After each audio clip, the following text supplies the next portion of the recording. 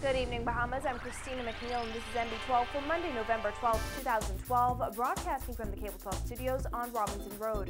In news tonight, a former attorney general says legislation may need to be introduced before government can legally hold the upcoming referendum. Dozens of straw vendors locked out of their stalls today. We'll tell you why. The retrial of a notorious convict begins. An apparent drowning at Potter's Key leaves more questions than answers, and the launch of a new youth empowerment program.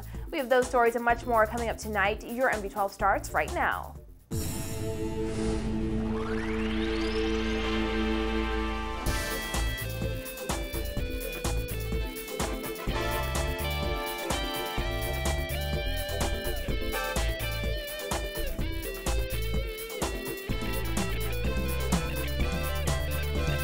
Thanks for joining us. As we move closer to the December 3rd referendum date on web shop gambling, more questions are emerging about the process leading up to the vote, the question or questions to be posed, and even the legitimacy of holding such a referendum as constituted. Today, a former member of Perry Christie's cabinet weighed in, suggesting that Parliament may need to intervene before December 3rd. Celeste Nixon has more.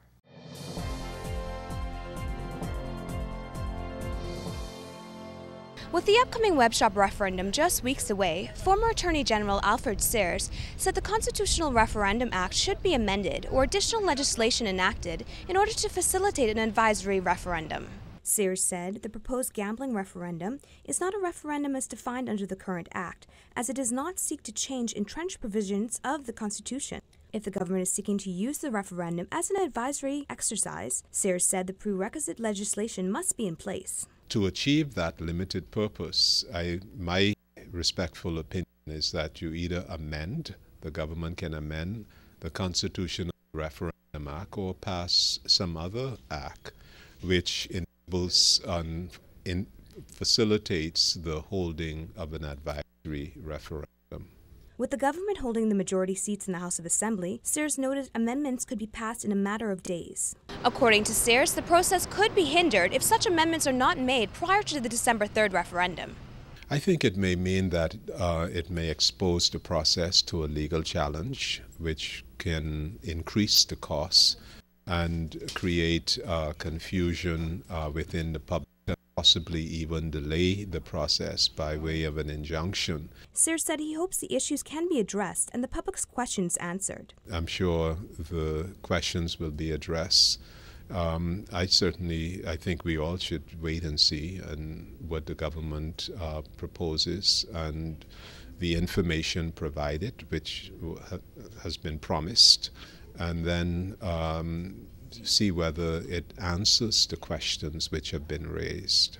In anticipation of the controversial gambling referendum, both anti-gambling and pro-gambling groups have formed. The Bahamas Christian Council have spearheaded an anti-gambling campaign called Save the Bahamas, encouraging Bahamians to vote no in the referendum. On the other side, in support of web shops, a Vote Yes campaign has also emerged. Many have called on Prime Minister Christie to release additional information on the referendum and details on how web shops will be regulated and the process by which licenses will be awarded. Over the weekend, Free National Movement leader Dr. Hubert Minnis urged Bahamians to vote no to the legalization of web gaming if the details surrounding the referendum remain unclear. Reporting for NB12, I'm Celeste Nixon. More than 50 vendors in the downtown straw market met their stalls locked and covered with caution tape this morning. The straw market authority suspended the licenses of vendors it says owe between $900 and $1,600. Some vendors are outraged, saying government should have given them more time to make payments. However, others say they had sufficient notice. Vonique Toot reports. Some vendors here at the downtown straw market are livid after they came to work this morning to discover that their stalls have been closed. About 54 vendors met these signs informing them that their license has been suspended. Yeah, they want to slap somebody. See here, my little niece, oh Jesus Christ, my little niece, mother just come, asthma patient, just come from the hospital and stall locked. By jingle bell in the bucket. Things stuff. Unlock the people's stores and get a meeting with them and give them a grace period. $35 is a lot of money, you know. Third-generation straw vendor Wendy Lightbourne was furious after she learned that the Straw Market Authority locked stalls rented by two of her nieces and cousin. Vendors say they pay the Straw Market Authority $35 a week. They were reportedly given a certain amount of time to bring their payments up to date, and those who did not were locked out of their stalls this morning. Lightbourne's niece, who did not want to give her name, admits that she owes government quite a bit of money. However, she argues it's hard to find it when she has a mortgage to pay and 3 teenage children depending on her. I have to take care of my children. You have mortgages, you have utilities, you have car payments, you have children who are depending on you. You have to consider people have mortgages to pay. Sometimes some of the people they're the sole, the breadwinners in their families. You give people, and here it's slow. $35 a week might not seem like much, but Lightbourne says business is so slow on some days that she sometimes takes home less than $100 a week. Her niece says because of the market's layout, tourists rarely visit certain stalls. Pretty girl, I could tell you, for me, after Sunday, I haven't made $200. Wendy, me. After Sunday, I ain't make $200 yet. Now, some of these people in these big condominiums, they making the money and they the ones who talking. They the president and they the ones who talking. But they need to get their backside out from there. I work through the back art. No tourist walks on the western side of the market. Nobody walks because the walls are blocking the tourists from knowing there's even a market on the western side. Meantime, other vendors whose payments are up to date say they're not surprised at what happened this morning. One woman said they had sufficient notice. They was behind the people, giving them chances. So what you see here today is not injustice, it's justice. So they only doing their job. They didn't do this on a short notice. Every vendor was warned to meet their requirements and come upstairs and make a game plan. A handful of vendors were seen waiting outside the Straw Market Authority's office to meet with officials. However, they were all ushered out of the building when the fire alarm went off.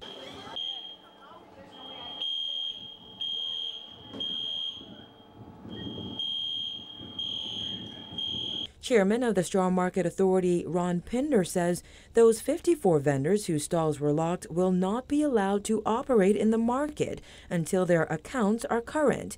He noted that they only targeted vendors who owe between $900 and $1,600. Pinder feels that amount is very significant, considering vendors pay only $5 a day. He says that means some of them have not paid any fees since they moved into the new market. More vendors' licenses could be suspended next week. Pinder said this is a staggered exercise, adding that those who owe $500 to $900 have until next week to pay up. Reporting for NB12, I'm Vonique Toot. And the Crown is once again building its case against Stephen Dye Stubbs and his 2 alleged accomplices, Clint Russ Evans and Andrew Yogi Davis, for the 1999 killing of a police corporal. Paige McCartney was in court today when the trio's retrial was supposed to start. She has more in this report.